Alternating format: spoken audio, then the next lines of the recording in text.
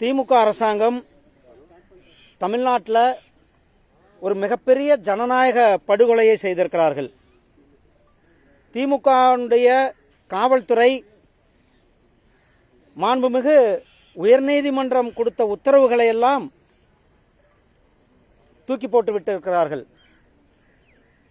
அடிப்படையில் டாக்டர் அண்ணல் அம்பேத்கர் அவர்கள் இந்திய அரசியலமைப்பு சட்டத்தில் சரத்து 25 அனைவருக்கும் வழிபடு உரிமையை கொடுத்திருக்கிறார்கள். நம்முடைய திருப்பரங்குன்றம் விஷயம் நாம் அனைவரும் அறிந்த ஒன்று. திருப்பரங்குன்றத்தில் மாண்புமிகு உயர்நீதிமன்றம் உத்தரவு கொடுத்த பிறகு அங்கு போய் தீபம் ஏற்றுவதற்கு உத்தரவு கொடுத்திருக்கிறார்கள் மனுதாரர்களுக்கு. பொதுமக்கள் ஏதோ பாரதிய ஜனதா கட்சி நாங்கள் போய் மனு கொடுக்கல, அதில் பொதுமக்கள் மனு கொடுத்திருக்கிறார்கள். பொதுமக்களினுடைய வாழ்வுரிமைக்காக வழிபாட்டு உரிமைக்காக மனு கொடுத்தது. அந்த மனு மாண்புமிகு உயர்நீதிமன்றம் நீங்கள் போய் வழிபடலாம் என்று உத்தரவு கொடுத்தார்கள்.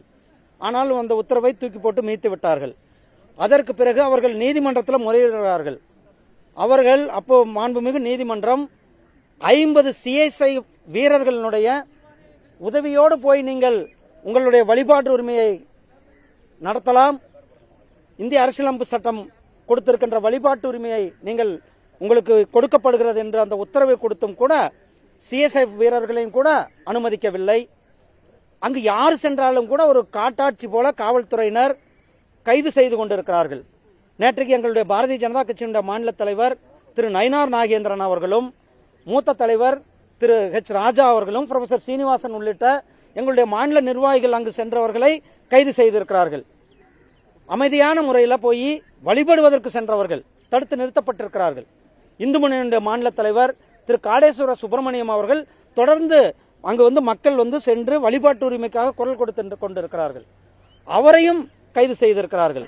இப்படி தமிழ்நாட்டினுடைய காவல்துறை ஒரு மிகப்பெரிய அராஜகத்தை செய்துவிட்டு இன்றைக்கு திமுகவுடைய பாராளுமன்ற உறுப்பினர்கள் இங்கு ஒரு நாடகத்தை நடத்தி கொண்டிருக்கிறார்கள்.